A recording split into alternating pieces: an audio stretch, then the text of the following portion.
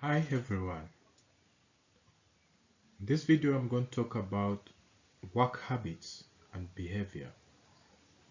Our key unit competence is to be able to apply for a job and maintain professional conduct at the workplace. As you know, as candidates, soon you're going to be applying for jobs, and how do you maintain the professional conduct at a given workplace? So what comes into our minds is sources of finding employment information. Where do we get information to ask for jobs?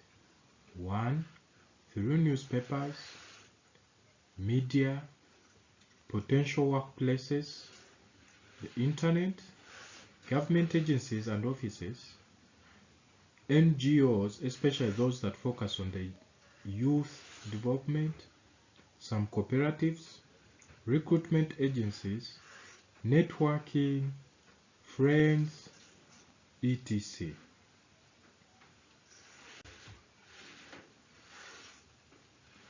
Writing a CV and an application letter. It is imperative to point out that a well-written CV together with a proper application letter contributes much in finding a given job. A good job application letter and a CV are always tailored to the vacancy you're applying for. An activity. What's the difference between a CV and an application letter? 2.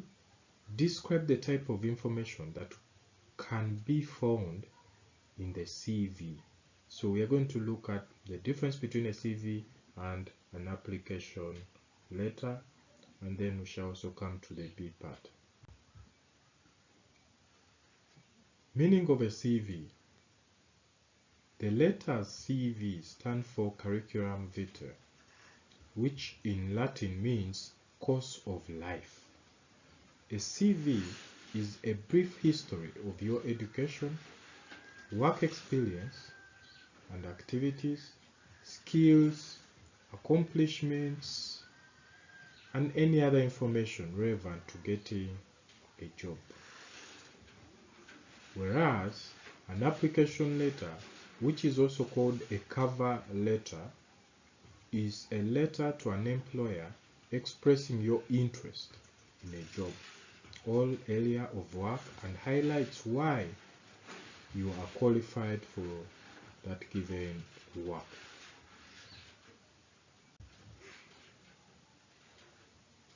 Elements of a CV. In other words, what are the key things that we should include in our CV? 1. The title, the word Curriculum Vitae. 2. Personal information.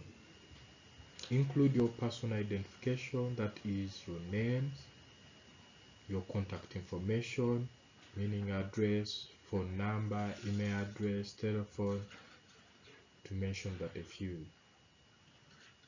Don't forget your age. Sometimes we also include the nationality, among others. 3. Education background. This may include the dates of study, school, institutions attended, and the degree or certificates received. In other words, you start with the dates, then you write the school or institution, and then what certificate that you attained. 4. Work experience. So you will give a detail of your work experience. 5. Skills, professional competences relevant to the position for which you are applying for, such as computer skills, among others. Languages spoken is also needed. We'll include them there.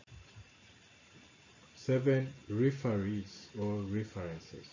In this part, include at least 3 people who know you and who might be contacted in case they need any information about you.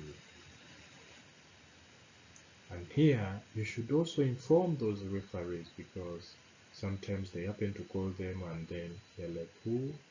So and so, then it becomes a problem. 8. which is the last, and by certifying that the information above is true to the best of your knowledge. There's an application activity here. I want you guys to write a detailed CV following those elements that we have discussed above. Hope everything was clear. Thank you.